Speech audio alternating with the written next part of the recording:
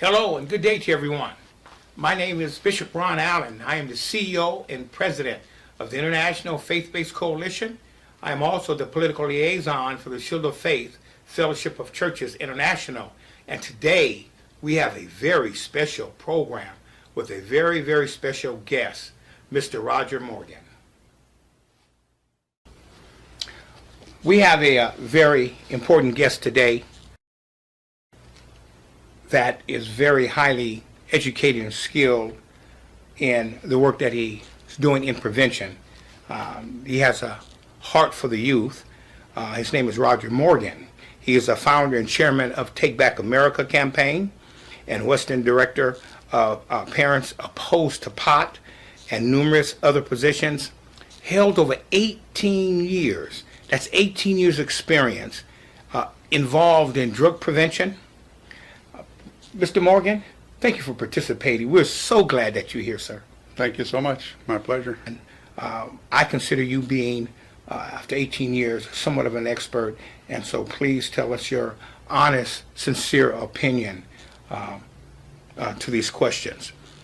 Recently, Dr. Sanjay Gupta and CNN presented Weed 3, a documentary talking about the virtues of medical marijuana and encouraging the government to reschedule marijuana from a Schedule 1 to a Schedule 2 drug because of its medical qualities and because it's safer than alcohol. Let me say that again. Because of its medical qualities and because they say it's safer than alcohol. Even the president said the same thing. Do you agree with that? No, I don't agree. I think both of them did a disservice to humankind, frankly. The president has the best scientific information in the world at his disposal within his administration, and he should listen to it. In the case of Sanjay Gupta, for a medical professional of his caliber to take that stance is very irresponsible. He continued to refer to an isolated component of the plant, CBD, which may have and has proven to have medicinal qualities in some cases as medical marijuana. It's analogous to saying that we get penicillin from moss, so we're going to call it medical moss. It's not the same thing. The whole plant has so many dangerous qualities. It's not medicine. It does have the ability to help with nausea and vomiting in chemo patients, or AIDS wasting, can help with pain relief. But in some cases, I think the benefits outweigh the harms, but in most cases, the harms are overwhelming. We hear all the time that the opposition do not want the FDA to approve this product. I'm always amazed. Do you think that the FDA should step in some type of way? We should wait for an approval, or do you think the FDA is just dead in the water on this issue? No, I don't think they're dead in the water. We just need an administration that will implement the law. The FDA is not perfect. The process of going through the FDA takes a long time and a lot of money. But there have been studies on marijuana now for 50 years, and they all come to the same conclusion. It's not a good medicine, can't be administered under supervision adequately. It has the potential for harm, and it's not an accepted medicine by any credible medical marijuana or medical institution in America. So we can't avoid the FDA process. It's really the gold standard for the world. It's taken us from snake oil medicine in the old days to something that's credible today. Absolutely, absolutely. Can you talk about the scientific evidence regarding brain damage that occurs with marijuana? I'm always hearing that marijuana causes brain damage. Can you just give us a little insight on what does that really mean? What it means is it's very real. Every time we get new research today, it gets more alarming. And here's the problem. I think a long time ago, and I've studied research going back 40 years, there was a lot of evidence when the THC content, THC being the psychoactive ingredient, there's a lot of evidence, even when it was 1/2 to 2%, that it was harmful in many ways to the body and the brain. Today, what we know is that the human brain isn't fully mature until age 25, more or less. Yes. And until it is, marijuana has a very detrimental effect on the brain. It changes the physical consist of the brain, and particularly during adolescence. The younger they start, the worse it is, and the more they use, the worse it is.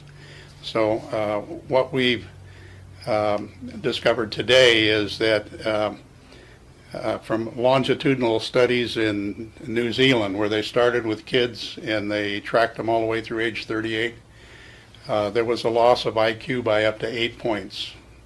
And more alarming, and parents need to really understand this, that too many are oblivious to the difference between a mature brain and an adolescent brain.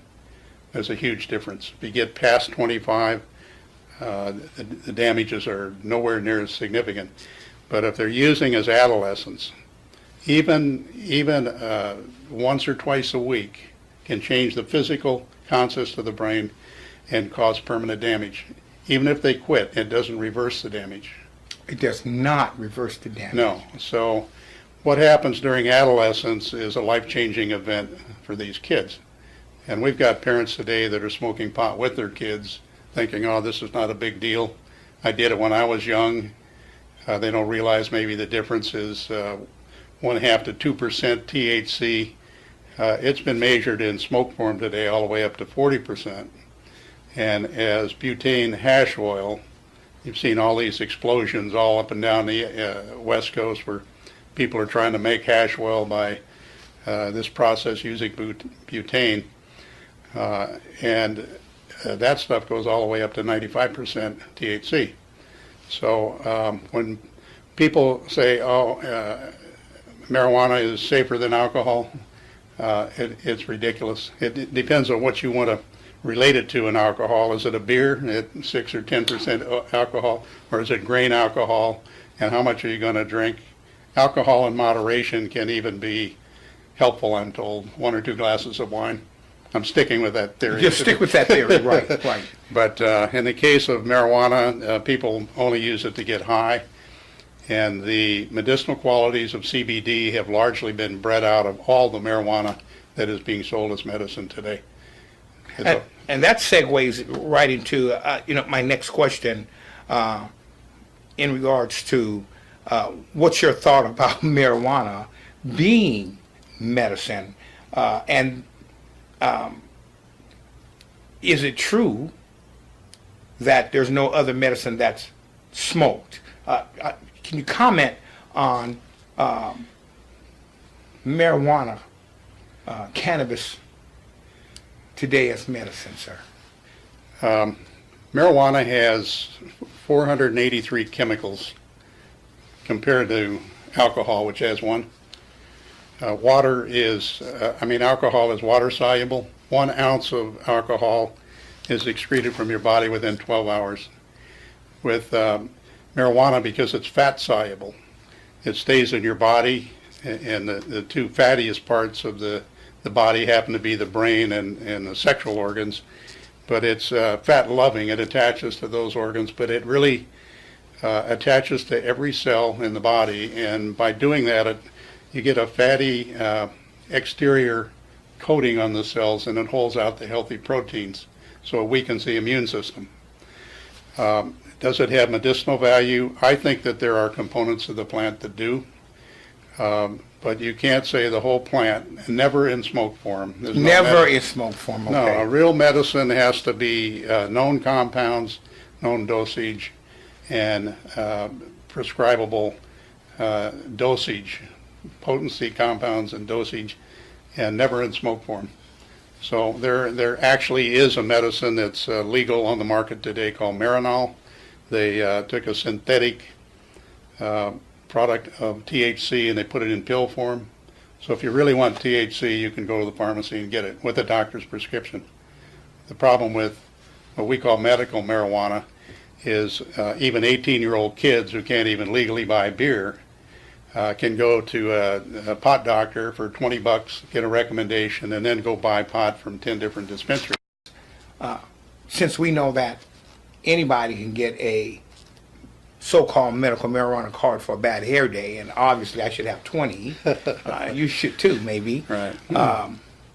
Is there any statistics that would tell us how many people really that have these medical marijuana cards that have them legitimately?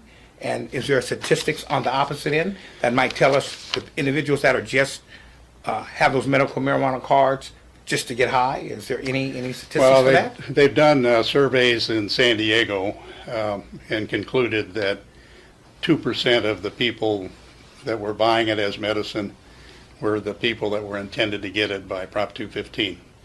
The other 98%, some of them are coming in on skateboards. They're young males, mostly white males. And the whole medical marijuana program is a con job to begin with. The term medical marijuana is fraudulent, and it should have been outlawed by the Federal Trade Commission a long time ago. But the term was coined in 1979 by the founder of NORML, in his words, as a red herring to give it a good name as a first step towards full legalization. And so in 1996, when we got Prop 215 and started this joke all across America today, it was largely a result of a propaganda campaign highly financed by George Soros, Peter Lewis, and John Sperling. Fortunately, the latter two have died. We're still stuck with George Soros, who is putting money behind this cause nationwide for sinister motives. It seems like he's putting money into a whole lot of sinister things. Will you do me a favor? Will you look into that camera? Will you talk to the Congress people? There are people in Congress that are pushing for this. Will you just talk to them for 1 minute and tell them why they should not push for medical marijuana? We have it already in 23 states. And as a matter of fact, I've sent several faxes in the last week. Congress really needs to become enlightened on the harms of marijuana, the fact that it's not medicine. What they've done is they cut off funding for the federal government to enforce federal law. Unimaginable. And in some cases, like Rand Paul and a couple others, they've suggested, they've introduced legislation that medical marijuana be legalized throughout the nation. That is incredibly irresponsible if you know the harms that it's doing to us today. And I honestly don't believe marijuana or America is going to survive the marijuana problem unless it is stopped very soon. Hopefully the next administration will do it differently. what would you like to see Congress do? Number one, I would like to see them impose economic sanctions on any state that is going to implement medical marijuana laws or go for recreational marijuana. One of the big talking points of the pro-legalization crowd is that the tax revenues are going to be a great windfall. In reality, for every dollar in tax revenues, we spend $10 on social costs. It's a ridiculous economic scenario. Excuse me. And like tobacco and alcohol, the two legal drugs, $1 in taxes for $10 in cost, and it won't be any difference for marijuana. In fact, it'll be worse. So we don't need another legal drug that will expand the use and expand the access for youth. We need to start protecting our youth, or they have no future, nor do we as a country.